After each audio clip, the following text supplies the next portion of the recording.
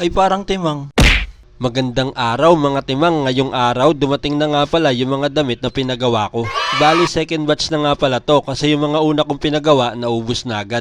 This time meron na akong kulay itim kasi yung mga nakarang nilabas ko walang kulay itim. Yung iba kasi kung ano yung wala yun ang hinahanap, kaya yung mga wala yun ang nilabas ko. Para iwas kwentuhan, order agad, o diba, marketing strategy. Ang galing! Kala nyo hindi ko alam yung style nyo na kung ano ang wala yun ang hahanapin nyo? By the way, tapos ko nang lagyan ng pangalan, i-deliver ko na to sa Dasma. First drop, waiting agad. Ayos lang, nakokontak naman at sinasabi niyang on the way na daw siya. Sa akin, walang problema sa paghintay. Basta, nagre-reply. Mahirap kasi yung magsasabi na on the way na ako, wait lang. Tapos biglang hindi na online, hindi mo na makontak, di mo na alam kung anong gagawin mo. Ang mahirap pa dyan, hindi ka makalis sa pwesto mo kasi huling usapan nyo, doon kayo magkikita. Buti pa to si Konsyala, pag chat ko pa lang ng I'm here, reply agad siya ng wait for a while. Fast transact, alis agad. Salamat po Konsyala Nifa sa pag-avail. Next customer, pogi, kaya ang hirap kontakin. Kaya tumambay muna ako saglit hanggang sa makontak ko siya.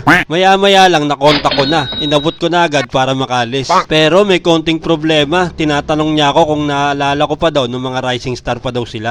Kasi yung laro daw niya dati at saka ngayon wala pa rin daw pinagbabago. Siya pa rin daw ang Mark Kagiwa ng Dato Ismael. Sabi ko, oo naman idol, kaso may di-deliver pa ako. Speaking of Ismael, meron nga palang umorder sa akin na anak ni Dato Lani Ismael. Binilihan ni Ate La yung anak niyang panganay, proud Batang Dato. Nakakatuwa lang kasi dumarami na ang sumusuporta sa Batang Dato clothing line. At dahil dyan, napabili si Bayaw. Salamat sa'yo Bayaw, shoutout sa'yo. Sunod kay Brad Gapar. Hindi nga ako sure kung Gapar ang pangalan nito. Pag na-order kasi siya sa akin ng damit, ang tawag ko sa kanya, Brad or Tol. Gusto ko nga sana itanong yung pangalan niya para sigurado. Pero baka may bayad kaya hindi na ako nagtanong, nagtitipid pa naman ako. Maya-maya lang dumating si Brad isa, nagtatanong ko anong oras na. Sabi ko mag-alas 5 na, anong kulay, anong size ng order niya. Grabe naman daw ako, nagtanong lang ng oras na palista pa sa order ng damit. Pagkasabi niya ng 2XL puti, umalis na ako agad baka magbago pa isip niya. Papunta na sana ako sa bahay Kalinga. Bigla naman akong naharang ng mga tambay na mapagmahal.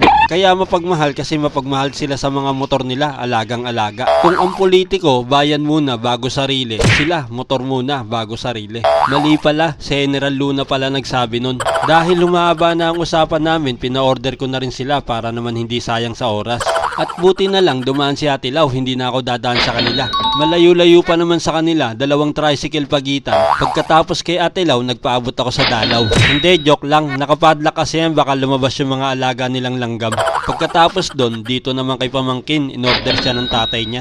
Pinasukat ko na agad para naman hindi sayang yung pera niya. Nung nakaraan linggo pa kasi ito naghihintay, buti naman saktong-sakto sa kanya. Sakto, bago ako bumili ng ulam, nakita ko na si Idol. Shoutout sa'yo boss, 2 beses na nga pala siya bumibili sa akin ng damit. Nagandaan siya sa print ng damit at saka sa tela. Kaya habang binibentahan ko yun, may isa pang bumili. Salamat mga boss sa suporta. Kung usapang suporta, syempre pasok lagi dyan si Master M. Hindi ka taga Barangay Tahimik kung hindi mo siya kilala.